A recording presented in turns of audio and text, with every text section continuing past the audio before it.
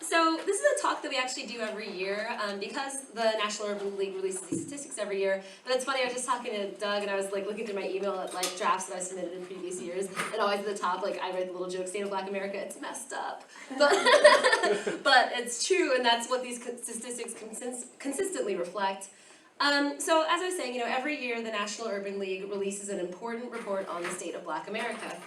The report highlights the inequality and institutionalized racism in the United States by documenting the considerable disparities in the rates of poverty, unemployment, incarceration, and education access that plagues Black America. This year's statistics are no different. They show the same general pattern. African Americans currently have half the access to health insurance as white Americans. The Urban League's Equity Index places African Americans' living standards in general at 71.8% of whites, declining from 72.1% in 2010. In urban centers, the rates of unemployment for African American men are as high as 50%. African American unemployment is 15% compared to 8% for whites as the official unemployment rate. The median income of white households in the United States equals $54,680. For African American households, that median income is $33,500. While every 3 out of every 4 white families own their homes, less than half of Black and Hispanic families do. African Americans are 6 times more likely to be incarcerated than their white counterparts. And we all know that about that study, according to a study by the Malcolm X grassroots movement, in 2012, on average, 1 African American was killed every 36 hours by law enforcement or security guards. Record numbers of people in the United States are experiencing real poverty right now.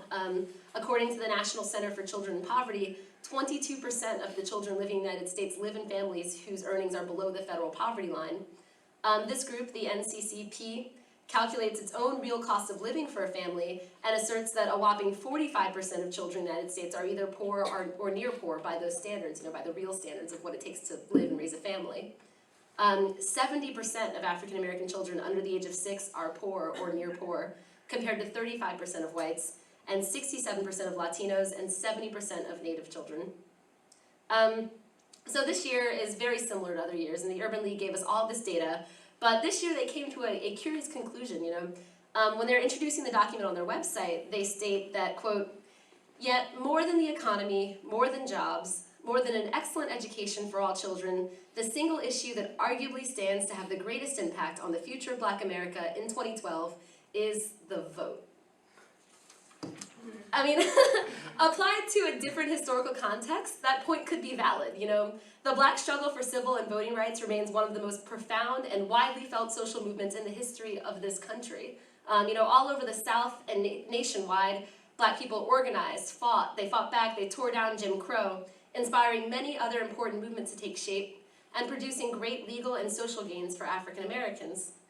It's important to note, however, that those gains were not evenly distributed across class lines. In fact, capitalism has proven to be flexible enough to incorporate a small section of Black people into the upper echelons of the economy and government, while relegating the vast majority of us to poverty, wages, and continued discrimination. So how can the Urban League assert that measures to resolve the profound, systematic, and persistent inequalities will somehow have less impact than voting? Obviously, their implication is that voting will bring solutions to these problems, but is that the case? In 2008, for example, the voter turnout by African Americans, particularly young African Americans, was historic. Millions more African Americans voted compared to previous elections. The reason was clear, many saw the prospect of the first Black president as a symbolic culmination of the centuries-long struggle against racism in the United States.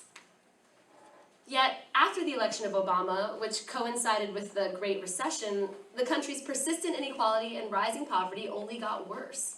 There was no big response for Obama and other Democrats who counted on the votes of millions of African Americans to achieve office. There was never, I don't know if you guys saw it or got to vote on it, but I didn't, there was never any ending mass incarceration, police murder bill, or bring all children out of poverty bill, or a jobs for everyone bill, So in this day and age, what does the vote really deliver? African Americans, like other working class and oppressed people in the United States, do not get the opportunity to vote on the decisions that most impact their lives.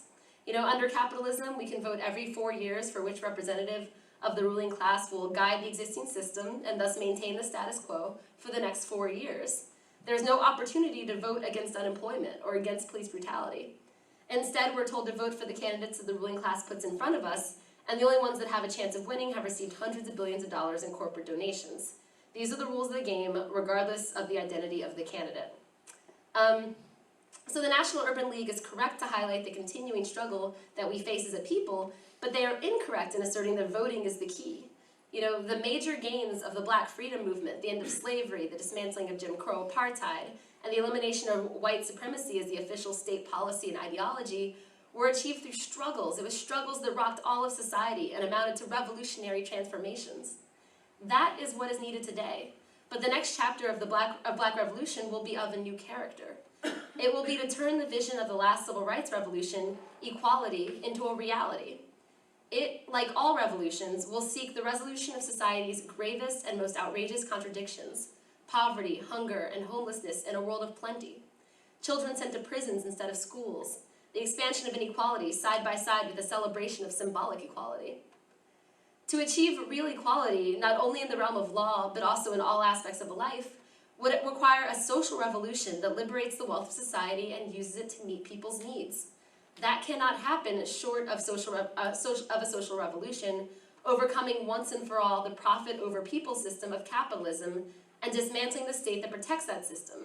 This is the program of the PSL. The election of a Black president completes a cycle of reform that began in the civil rights movement, but now the system has no more political offices of any consequence to offer us.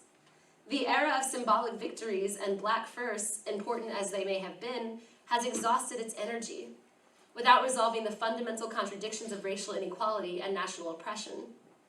Even when running our own candidates, the PSL asserted that it is the mass movement that has historically made the difference in this country, and it's through revolution that we will achieve socialism, equality, and liberation.